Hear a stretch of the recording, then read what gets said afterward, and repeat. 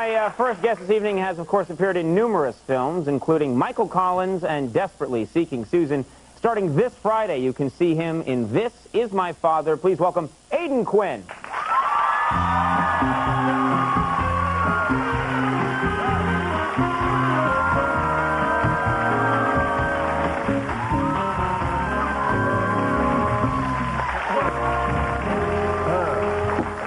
I'm good. How are you doing? I'm doing very well. Nice to have you on the program. Very nice to be here. You're born in Ireland, is that right? No, I was born in Chicago. We used to move back and forth. We moved back when I was 3, though. But I spent most of my life here. But I lived there about 5 years. How much do you know about? Because this is a common thing. Irish people always trying to find out who they're related to, where they're from. Mm-hmm. Was that easy for you to find out what your roots were? Yeah, because all of my relatives are there basically. So. And we lived there, so we lived on our grandmother's farm for a while. We lived in our other granny, so it wasn't hard to find. So you didn't have to go looking very far. No. Mm-mm. Right. No. But in the movie, the character that James Caan plays, that's how the movie starts. This is my father. He starts by coming across a photograph, and then he goes and looks for his roots, because he never knew who his father was. Oh, so he finds a photo, and that's why he goes back to find them. Right, That's amazing that you say that, because I went back a while ago on the show to Ireland to look, because that's obviously where we're from. Right.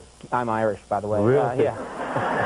And yeah, and we went back there, and looking for exactly where we were, where I was from, and we filmed it. And while I was there, I met some people who I was related to, and they had photographs I had never seen before, which is pretty amazing. Let's take a look at this. This is pretty cool. That's my great grandmother right there. And then let's see the next one. This is pretty amazing. Those are all my cousins.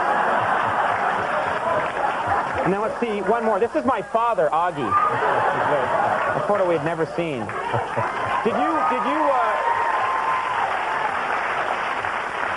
Any excuse to mock my people.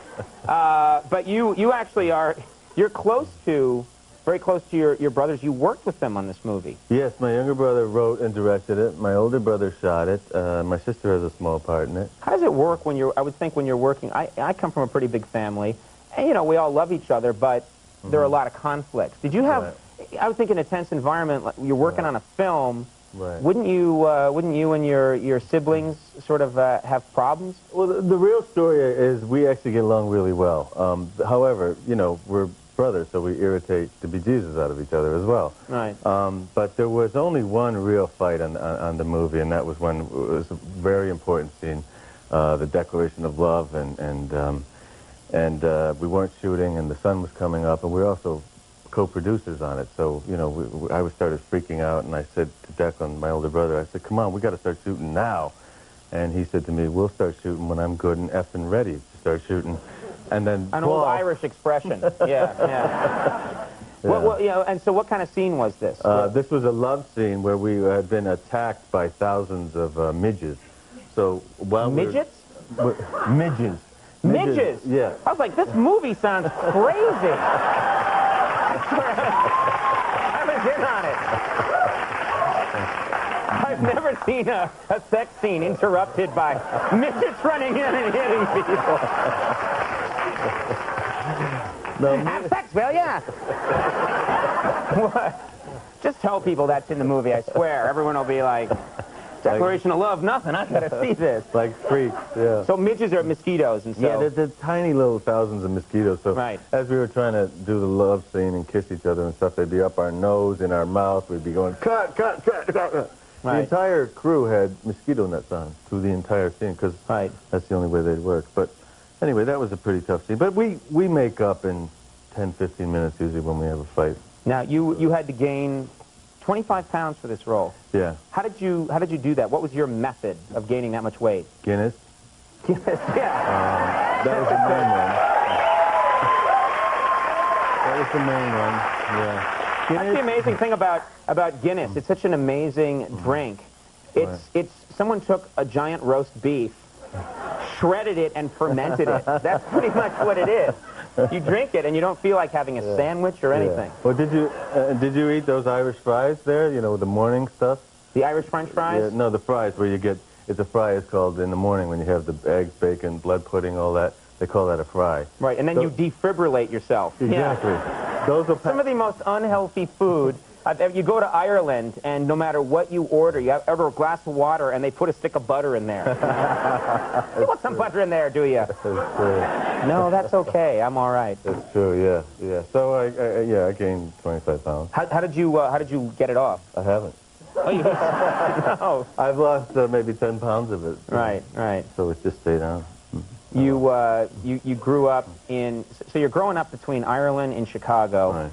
And then suddenly, as a young man, you're in Hollywood, and you're trying to break in as a movie actor. Isn't that a very difficult transition? Because you're coming from very non-Hollywood places. Right. Was this difficult for you? Or? Well, coming from Chicago, I'm an Irish Catholic, with our culinary expertise. I was doing a film with, I was lucky enough to be working with the greatest director ever. We were getting ready to shoot a film with Martin Scorsese, and he said to me, well, you want to meet me after work? We'll have sushi. And I was like, sushi? Okay, it's Marty, I'll do anything, he says. So we go to meet, and I meet some people. I pull up as they pull up, and I didn't really recognize who was, hi, how you doing? We walk down the aisle, and everyone's turning and looking, and I thought, this is a weird place. Even the directors are super famous here, because I'd never done a movie before that was out. So we sit down to order, and I said, you're going to have to help me, to the lady next to me that was sitting with us. You're going to have to help me, because I've never eaten this. I don't know how to. Could you help me? She said, yeah, I'll help you. And she grabbed my menu, and I looked over, and I said, oh, my God, you're Barbra Streisand. You thought Barbra Streisand was the waitress? No. She was the one that I met in the parking lot. Okay. And all the way in, they weren't looking at Marty. They were looking at Barbra Streisand, but I never recognized her. Right. So, did she help you order sushi? Oh, yeah, she ordered the sushi, and I've been eating it ever since, Right. Obviously, I've lost my calling. I should have been a comedian.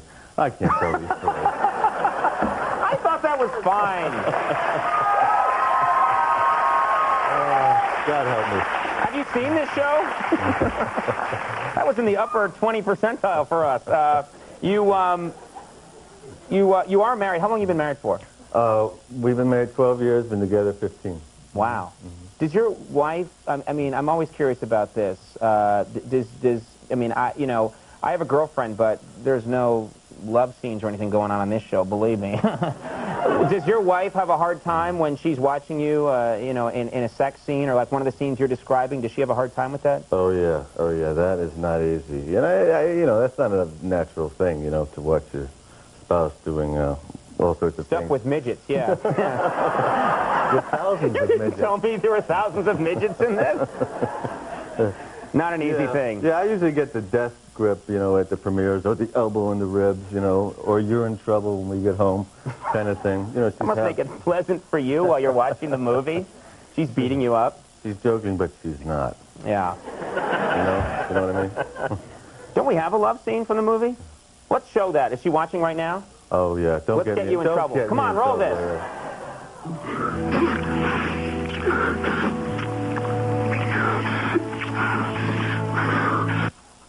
You're in...